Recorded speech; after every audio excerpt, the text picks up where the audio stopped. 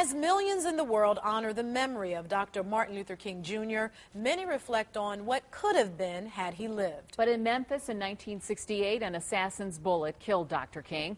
There was a Clevelander who witnessed the shooting, and he's never told his story until now. Here's Leon Bibb. A longtime Clevelander now, but in 1968 he lived in Memphis and was waiting to take Martin Luther King to dinner. This Clevelander, a well-known religious leader, has never told his story to any reporter anywhere until now. Here's the story of a witness to the assassination of Martin Luther King. As in most cities, the streets of Memphis, Tennessee are filled with winds and turns. A former Memphis taxicab driver of more than 40 years ago remembers them well, having seen Memphis through his cab's windshield. That was 1968. Today, the cab is gone, replaced by a clergyman's collar. Bishop J. Delano Ellis of Cleveland's Pentecostal Church of Christ was at the Lorraine Motel, the site where Martin Luther King was assassinated that very day. Ellis's cab company had sent him to the Lorraine to drive King and his entourage to dinner. I pulled up in the parking lot, little narrow parking lot, and I'm sitting there and I'm wiped off my windshield. The cab company radios him, telling Ellis to wait. Your passengers will come from their motel rooms to you in the parking lot, he is told. And I heard this loud backfire noise. No automobile backfire, but the crack of a rifle shot. The gun blast fills the air, coming from a building across the way where a gunman has perched.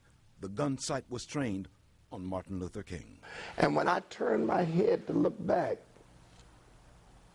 Dr. King was on the floor, the balcony outside his room, and his foot coming through the rail.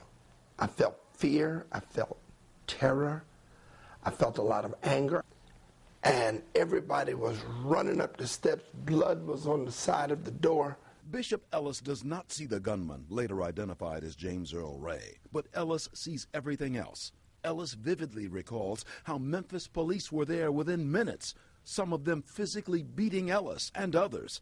Ellis does not understand why before police order him out of the area. For Bishop J. Delano Ellis, who walks the steps of this Cleveland church building on a daily basis, not a day goes by that he does not think of what he saw done to Martin Luther King that day in Memphis.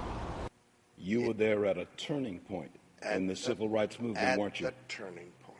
For Ellis, a young Memphis minister in 1968, moonlighting as a cab driver, his witness to the assassination of Martin Luther King marks his own turning point. It fills him with a deeper resolve to follow King's philosophy of peace.